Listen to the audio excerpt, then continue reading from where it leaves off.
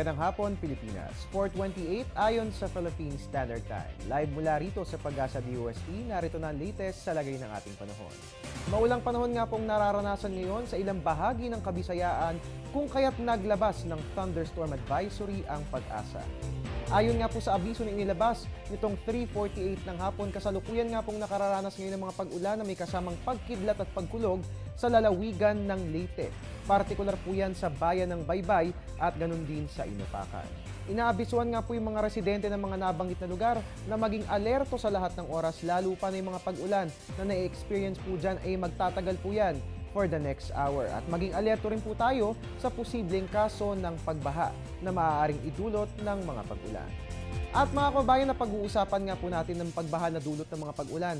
Dapat po ngayon pa lang, kahit wala pa po tayo sa panahon ng tag-ulan, alam natin kung paano nga ba maiiwasan ng mga sakit na maaaring makuha sa baha, kagaya ng leptospirosis. Alamin po natin ang mga tips kung paano ito maiiwasan makalipas sa isang paalala.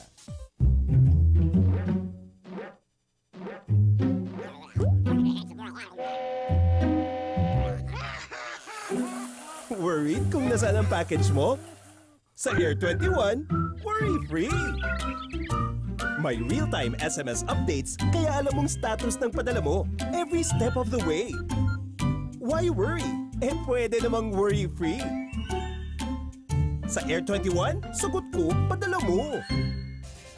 Papaano nga ba natin maiiwasan ang sakit na leptospirosis? Panoorin po natin ito nang ang ating buhay ay mapuno ng sigla.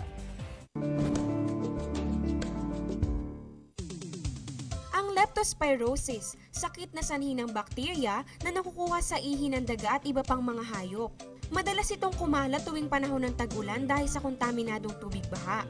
Ang mga simptomas: kung kailangan sumabak sa baha, gumamit ng bota at balutan ng mga sugat sa katawan.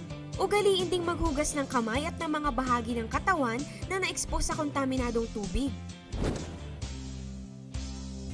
At yan po muna ang latest mula rito sa Pag-asa DOST. Ang tabayanan po susunod kong ulat, mamaya po yan sa News at 6, dito lamang po yan sa People's Television. Mula rito sa Panahon TV kung saan walang pinipiling panahon ang pagbibigay impormasyon, inyo pong kaagapay ang weatherman, Harry Bayona. Magandang hapon.